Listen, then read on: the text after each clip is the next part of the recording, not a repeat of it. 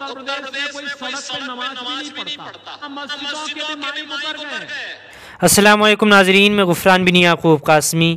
اب سڑک پر نماز ادا کرنے کی کسی میں ہمت نہیں، لوگ مساجد کی اذانوں کو بھی بھول جائیں گے۔ یوگی آدتیہ ناتھ کا زہریلا بیان وائرل ہو گیا ہے۔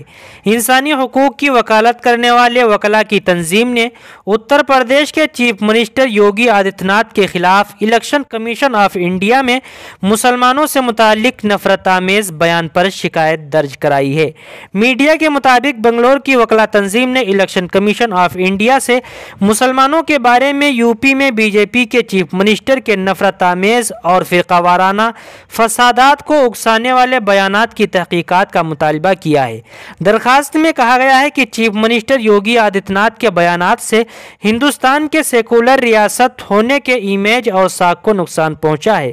دنیا میں ہندوستان کی یہ ساکھ آئین نے بنائی ہے جس کی چیف منسٹر نے کھلی خلاف ورزی کی ہے۔ یوگی آدتیہ ناتھ کے بیانات ماڈل کوڈ آف کنڈکٹ، عوامی نمائندگی ایکٹ 1951 اور تعزیرات ہند کے کئی سیکشنز کی خلاف ورزی کرتے ہیں۔ درخواست میں مطالبہ کیا گیا ہے کہ چیف منسٹر یوگی آدتیہ ناتھ کے خلاف کارروائی کرتے ہوئے انہیں اس قسم کے بیانات نہ دینے کے لیے پابند کیا جائے۔